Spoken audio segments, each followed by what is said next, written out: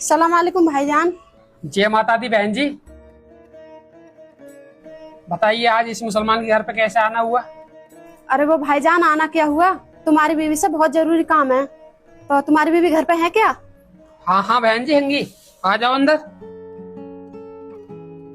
अरे बहन जी आप यहाँ पे बैठो, मैं अभी बुलाता हूँ अपनी बेगम साहिबा को। अरे बेगम साहिबा, ये देखो कौन आई है अपने घर। सलाम वालेकुम बहन जी। जय माता दी बहन जी। अरे बेगम साहिबा, तुम बच्ची को मुझे दो, बहन जी के लिए नाश्ता लेके आओ। अरे भाईजान, तुमने नाश्ता मत मंगाओ, क्योंकि आज ना मेरा व्रत है। नाश्ता फिर कभी करेंगे। व्रत?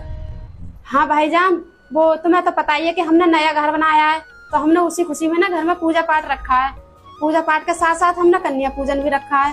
तो कन्या पूजन के लिए मैं तुम्हारी बेटी को लेने आई हूँ, अगर तुम्हें ऐतराज ना हो तो। अरे भाईजान भेज दो ना। वो क्या है कि मैंने पूरे मोहल्ले में घूम के देख लिया, तो 6-7 कन्या तो हो गई हैं। एक आपकी हो जाएगी तो 8 हो जाएंगी, और आप अगर भेज दोगे तो आपके पड़ोसी भी भेज देंगे, तो इस तरह से पूरी 9 कन्या हो जाएंगी। तो मेरा अच्छे से कन्या पूजन हो जाएगा। प्लीज भाईजान भेज दो ना। अरे भाभी जी, आप यहाँ पे आई हो बच्ची को लेने? तुम्हें पता नहीं है ये अलग धर्म के लोग हैं। ये कहाँ हमारे कन्या पूजन में अपनी बच्ची को भेज देंगे। चलो यहाँ से और कहीं देखते हैं। अरे भाईजान रुको, किसने कहा तुमसे कि तुम्हारे कन्या पूजन में हम अपनी बच्ची को नहीं भेजेंगे? अरे भाईजान, मैं कब से तुमसे रिक्वेस्ट कर रही हूँ कि अपनी बच्ची को हमारे साथ हमारे कन्या पूजन में भेज दो।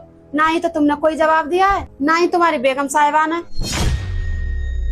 अरे बहन जी, मैं अपनी बच्ची को तुम्हारे साथ भेजने के लिए तैयार तो हूँ, पर वो क्या है कि अभी कुछ दिन पहले नवरात्रे थे ना, तो पूरे बस्ती के लोग सभी के घर जा जाकर और सभी की बच्चियों को बुला बुला कर लेके जा रहे थे, पर मेरी बच्ची को किसी ने पूछा तक नहीं था।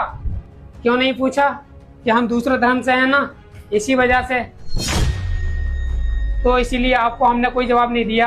हमने सोचा कि शायद आप हमारे साथ मजाक कर रहे हो, पर मुझे अब तुम पर पूरा भरोसा हो गया कि सच में तुम्हें एक कन्या की जरूरत है, तो आप मेरी बच्ची को ले आ सकती हो।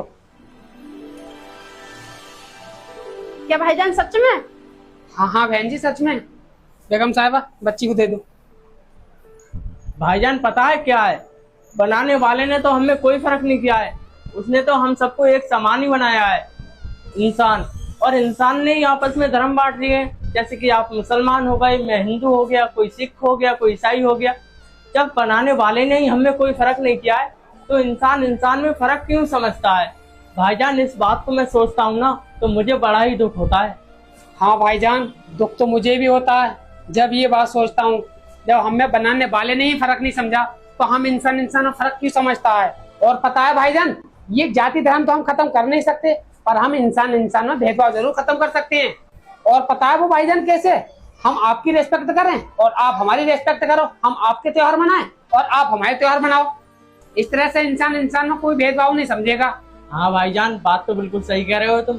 चलो फिर हम चलते हैं। ठीक है भाईजान। चलो भाभी, अपने कन्या पूजन का टाइम निकला आ रहा है।